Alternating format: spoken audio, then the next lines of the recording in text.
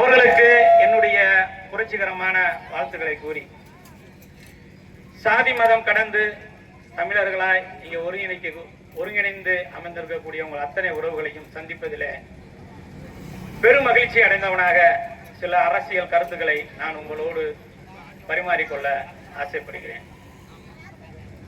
அன்பார்ந்த உறவுகளே, நாம் தமிழர் கட்சி தமிழகத்தினுடைய 3வது கட்சியாக அரசியல் அங்கீகாரம் பெற்று இன்று தேர்தல் களத்திலே களமாடிக் கொண்டிருக்கின்றது. நாம் எப்பொழுதோ அரசியல் அதிகாரத்தை வென்று எடுத்திருக்க வேண்டும். நம்மளுடைய அரசியல் பார்வை, நம்மளுடைய அரசியல் தெளிவு, நம்மளுடைய தொலைநோக்கு திட்டம் இவையெல்லாம் மக்களை வென்ற காரணத்தினால்தான் தமிழகத்தினுடைய 3வது கட்சியாக நாம் இந்த 15 வருஷத்திலே உருவாகி இருக்கிறோம். ஆனால் திராவிட அரசியல் கட்சிகளுக்கு மாற்றமாக எப்போதெல்லாம் ஒரு புரட்சி தோன்றுகிறதோ அவர்களை ஆட்சி அதிகாரத்துக்கு வரவேற்கக்கூடாது என்பதற்காகவே சில நபர்களை இந்த திராவிட அரசியல் கட்சிகள் களத்தில் இறக்கி விடுவார்கள். நீங்கள் நன்றாக கவனித்தீர்கள் என்றால் உங்களுக்கு தெரியும், டிடிவி தினகரன் என்ற ஒரு அம்மா முன்னேற்ற கழகம் என்ற ஒரு தேர்தல் களத்தில் இறக்கி விட்டார்கள். அதுக்கப்புறம் நடிகர் கமலஹாசனுடைய பேரிலே அவர் ஒரு 3வது அணியை மாற்றம் செய்ய போகிறார் என்று இறக்கி விட்டார்கள். இன்று தம்பி விஜயை இறக்கி விட்டிருக்கிறார்கள். இப்படி ஒரு புரட்சிகரமான அரசியல் எப்போதெல்லாம் இந்த மண்ணிலே பேசப்படுகிறதோ, விதைக்கப்படுகிறதோ, அப்பெல்லாம் அதற்கு இடைஞ்சல் விளைவிக்கும் விதமாக இந்த திராவிட அரசியல் ஆட்சியாளர்கள் தொடர்ந்து செய்து கொண்டிருப்பார்கள் என்பதை நாம் தெளிவாக தெரிந்து கொள்ள வேண்டும். இப்ப நம்மளுக்கு மக்கள், பொதுமக்களாக இருக்கட்டும், நம்மளுடைய கட்சியில பயணிக்கக்கூடிய மக்களாக இருக்கட்டும், நம்மளுக்கு ஒரு சந்தேகம், நம்ம வெல்ல முடியுமா? வெல்ல முடியும் அன்பு உறவுகளே. திராவிட முன்னேற்ற கழகம் ஆரம்பித்து கிட்டத்தட்ட 70 ஆண்டுகள் ஆகிவிட்டது. இந்த 70 ஆண்டுகளில திராவிட முன்னேற்ற கழகத்தினுடைய வாக்கு வங்கியை நீங்கள் கணக்கு பார்த்தால் மிகவும் சொற்பமாக தான் இருக்கும். இந்த கூட்டத்தில் இருந்து யாராவது ஒரு ஆள் சொல்லுங்க, திராவிட முன்னேற்ற கழகத்திற்கு நிரந்தரமாக வாக்கு வங்கி எத்தனை சதவீதம்? யாராவது ஒரு ஆள் சொல்லுங்க. 18, 19, 20. அதை தாண்டி அங்க போக முடியாது. ஆனால் நாம் தமிழர் கட்சி 15 ஆண்டுகளில் 8% பெற்று இருக்கிறது. இது எழுச்சியா வீழ்ச்சியா? எப்பொழுதுமே ஒரு அரசியல் கணக்கொண்டு இருக்கிறது. 100% மக்கள் எப்போதுமே வாக்களிக்க மாட்டார்கள். 80% வாக்கு பதிஞ்சாலே அதுதான் எல்லா தேர்தலிலுமே கூட குறைச்சிருக்கும். 20% வாக்காளர்கள் வெளி மாநிலத்தில் இருப்பான், வெளிநாட்டில் இருப்பான். நம்ம போய் வாக்கு செலுத்தி இந்த திருட்டு பிள்ளைகளுக்கு ஏண்டா நம்ம வாக்கு செலுத்தணும் யாரும் வர மாட்டாங்க. அதில் 41 விழுக்காடு யார் வாங்குகிறார்களோ அவர்கள் தான் ஆட்சியை அமைப்பார்கள். இதுதான் சாதாரண அரசியல் கணக்கு. அப்ப திமுகவுக்கு ஆரம்பத்திலிருந்து 17 20 இருக்க போய் தான் அவங்க என்ன செய்யறாங்க, ஒவ்வொரு கட்சியினுடையுமே கூட்டணி வைக்கிறாங்க. காங்கிரஸ் வா 2, கம்யூனிஸ்ட் வா 1, இன்னொரு கம்யூனிஸ்ட் வா 1, முஸ்லிம் லீக் வா 1/2, இப்படி என்று கொஞ்சம் கொஞ்சமாக சேர்த்துத்தான் இவர்கள் ஆட்சியை பிடிக்கிறார்களே தவிர ஒரு புரட்சிகரமான நம்மை போல் அரசியல் பேசி இவர்கள் இந்த 50 ஆண்டுகளிலே ஆட்சி அதிகாரத்தை கைப்பற்றது கிடையாது. என்னை பொறுத்தவரையிலே நான் தெளிவாக சொல்லுவேன், தேர்தல் கூட்டணி என்பது அங்கீகரிக்கப்பட்ட அயோக்கியத்தனம் என்றே சொல்லுவேன். அது என்னங்க? அது தேர்தல் கூட்டணி என்பது அங்கீகரிக்கப்பட்ட அயோக்கியத்தனம். ஏண்டா உங்க கட்சி வேற, உங்க கொள்கை வேற, உங்க கோட்பாடு வேற, உங்க தலைமை வேற. திராவிட முன்னேற்ற கழகமும் அண்ணா திராவிட முன்னேற்ற கழகமும் தொடர்ந்து என்னுடைய சமூகத்துக்கு அநீதி இழைக்கிறது என்றுதான் எல்லா பேருமே கட்சி ஆரம்பிச்சான். அப்புறம் எதுக்கு அவனோட போய் கூட்டணி வைக்கிற தேர்தல் கூட்டணி? அப்போ உன் மேல உனக்கு அது நம்பிக்கை இல்லைன்னு அர்த்தம். இங்க இருக்கக்கூடிய எல்லா அரசியல் கட்சி தலைவர்களுமே கட்சி ஆரம்பிக்கும் போது சொல்லக்கூடிய நோக்கம் என்ன? அவர்கள் எங்களுடைய உரிமையை மறுக்கிறார்கள், எங்க சமூகத்துடைய பிரதிநிதித்துவத்தை தரம் மறுக்கிறார்கள் என்று சொல்லிதான் எல்லா பேருமே கட்சி ஆரம்பிச்சாங்க. அப்படி கட்சி ஆரம்பிச்சு இந்த மக்களை நம்பி களத்திலே நிற்காமல் திருப்பி அவர்களோட நீங்க கூட்டணி வைக்கிறது எந்த விதத்தில் நல்லா இருக்கும்? நாம் தமிழர் கட்சி பெற்ற அரசியல் அங்கீகாரத்திற்கும் பிற கட்சிகள் பெறக்கூடிய அரசியல் அங்கீகாரத்துக்கு நிறைய வித்தியாசம் இருக்கு. நம்ம வழங்கிக்கிறோம். இப்ப உதாரணத்துக்கு இந்த விசிகாவுக்கு அரசியல் அதிகாரம் கொடுத்திருக்காங்க. தனிச்சின்னம் என்பதுதான் தேர்தல் கணக்கு. ஆனா இந்த தனிச்சின்னத்தில் நிற்கும் பொழுது அந்த தனி சின்னத்தில் எத்தனை ஓட்டு விழுதுங்கிறதா கணக்கு கிடையாது. அது யாருடைய ஓட்ட வேணாலும் விழுகலாம்.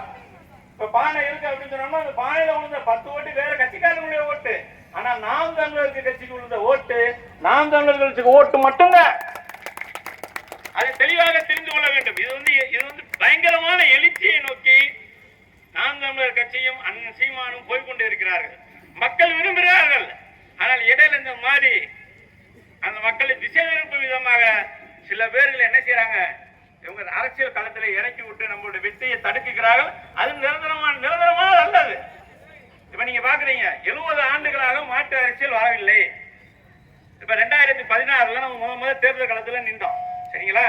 2016 திமுகவுக்கும் அதிமுகவுக்கும் மாற்றமாக ஒரு அரசியல் எழுச்சி வேணும்னு 6 பேர் சேர்ந்து என்ன செஞ்சாங்க, ஒரு கூட்டணி உருவாக்கினார்கள். உங்களுக்கு தெரியும், நடிகர் விஜயகாந்தனுடைய தலைமையில விஜயகாந்த் 2 கம்யூனிஸ்ட் விசிகா என்ன செஞ்சாங்க, வைகாந்தன் எல்லாரும் சேர்ந்து ஒரு கட்சி ஆரம்பிச்சாங்க. அவர்கள் அப்படி கட்சி ஆரம்பிக்கும் போது அந்த கூட்டணிக்கு பேர் என்னங்க சொல்லுங்க? அவர்கள் வந்து 3வது அணியாக ஒரு அணியை கட்டமைக்கும் போது அதுக்கு பேர் என்ன? மக்கள் நல கூட்டணி. அதே நாம் தமிழர் கட்சியா பி டீம். உங்களை செருப்பால் அடிக்கணுமா வேணாமா சொல்லுங்க நீங்க? இது என்ன பார்வை இது? ஏண்டா 6 பேரை சேர்ந்து ஒரு கூட்டணி அமைச்சா அது வந்து மக்கள் நல கூட்டணி அதுக்கு பேரு. அதே நாம் தமிழர் கட்சி நின்றா இந்த தொகுதியில வழக்கமாக அதிமுக காரணம் திமுக காரணம் ஜெயிச்சுக்கிட்டே இருக்கணுமா? ஏன் சகோதரர் செல்வன் ஜெயிக்க கூடாதா? இப்படி யாரோ நின்றா இதுல இருந்தே தெரியுது அவங்களை ஐக்கியத்தணும். இப்ப நாங்க இஸ்லாமியராக இருக்கிறனால என்ன செய்யறாங்க, இஸ்லாமியர்களுக்கும் நாம் தமிழர் கட்சிகளுக்கும் மிகப்பெரிய ஒரு பிளவை ஏற்படுத்தணும். எனக்கு முன்னாடி பேசக்கூடிய சார் கூட சொன்னாங்க, திமுக நிறைய டேமேஜ் பண்ணி இருக்கு. திமுக வந்து இஸ்லாமியர்களை பாதுகாக்கணும்னு சொல்றதே போய். அதுக்கு நீங்க ரொம்ப 70 வருஷம் 80 வருஷம் வரலாறுலாம் படிக்க வேணாம். திருப்புறங்குன்ற மேட்டருக்கு போனாலே போதும். நல்லா இருந்த பக்தர்களையும் முஸ்லிம்களையும் சண்டையில் தூட்டு ஆரம்பித்தது இந்த திமுக தான். நேர்த்தியை தடுத்தது சேகர் பாபு சொன்னதுக்காக எம்எல்ஏ 2 வழக்கு போட்டாங்க. நேர்த்தியை இது மக்களுக்கு தெரியல. இந்த சமூகத்துல ஒரு புரட்சியாளர் தோண்டி சொன்னாப்ல, ஒடுக்கப்பட்டவரும் ஒதுக்கப்பட்டவரும் ஓரநிலை திறனும் வால் முனை விட வாக்கு சீட்டு வலிமையான சொல்லி ஒரு வாழ்வுமை சாசனத்துல வரைஞ்சு கொடுத்துட்டு போனாரு. ஆனா என்ன செய்யல, எங்களுடைய மக்களே அது முன்னெடுத்து கொண்டு வரல. ஆனா எங்களுடைய கவலையை தீர்க்கும் விதமாகத்தான் அண்ணன் சீமான் அவர்கள் தொடர்ந்து களமாடி கொண்டிருக்கிறார் என்று நாங்கள் முழுமையாக நம்புகிறோம். நீங்க நல்லா உழைக்கணும். எங்களுடைய குரலாக சில பேர் புரியாது, என்ன பேசுறதுனே அவருக்கு புரியாது. அவரோடு நல்லா புரிஞ்சவங்களுக்கு தான் அவர் என்ன சொல்றாருன்னே தெரியும். ஏதாவது ஒண்ணு சொல்லிட்டான்னு வச்சுங்களேன், எல்லா வீட்டுல விசாரிக்கிற மாதிரி நம்மளதான் கூப்பிட்டு விசாரிப்பாங்க. என்ன உங்க தலைவர் உங்க அண்ணன் எப்படி சொல்லிட்டாரு அப்படின்னு. நான் கூட சொன்னேனே, இந்த சினிமா காரைய முகத்துல இருந்து நம்மளுடைய மக்கள் விடுபடவே மாட்டாங்கன்னு. நம்ம ஏற்கனவே நீங்க இயக்குனரா இருக்கீங்க, படத்தெல்லாம் நடிச்சிருக்கீங்க, நம்ம ஒரு படம் எடுப்போம், எஜமான் படத்தையும் மறுமலர்ச்சி படத்தையும் ஆல்டேஷன் பண்ணி உங்களை முதலமைச்சர் அப்படியே நம்ம போக்கஸ்ல காமிப்போம். நம்ம எம்ஜிஆர் காலத்துல இருந்து இதை தான் காமிச்சிட்டு இருக்காங்க. இப்படி மக்களை ஏமாத்தி தான் ஆட்சியை பிடிச்சாங்கன்னு சொன்னாப்புல, திரையில நடத்துவதை நம்ம தலையில வந்து சாத்தியப்படுத்த முடியாது தம்பி. அந்த மாதிரி ஒரு ஏமாற்று வேலையை நம்ம என்னைக்குமே மக்களுக்கு செய்யக்கூடாதுன்னு தெளிவாக சொன்னாரு. அப்ப இந்த சினிமாவில பேசக்கூடியவர்கள் தரையில பேசுவான்ற நம்பிக்கையில இந்த மக்கள் போறாங்க. அது என்னைக்குமே நடக்காது. ஏற்கனவே இங்க வாக்கு இருக்கு, அந்த வாக்குக்கு வங்கிகள் இருக்கு. இந்த நாட்டில் 3 அரசியல் கொள்கை தான் என் அன்பு உறவுகளே. ஒன்னு தேசிய கொள்கை. தேசிய கொள்கை 52ல இருந்து 67 வரைக்கும் இந்த நாட்டை ஆட்சி செய்து விட்டார்கள்.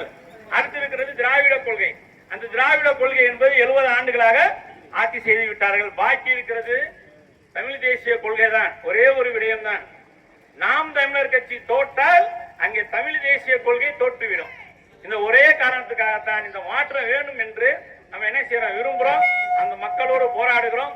மறுபடியும் என்னுடைய அன்பு சகோதரர் வழக்கறிஞர் இந்த தொகுதியிலே வெற்றி பெற்று அவரு சட்டமன்றத்துக்கு செல்ல வேண்டும் என்று புரட்சிகரமான வார்த்தைகளை கூறி வாய்ப்புக்கு நன்றி கூறி விடைபெறுகிறேன்.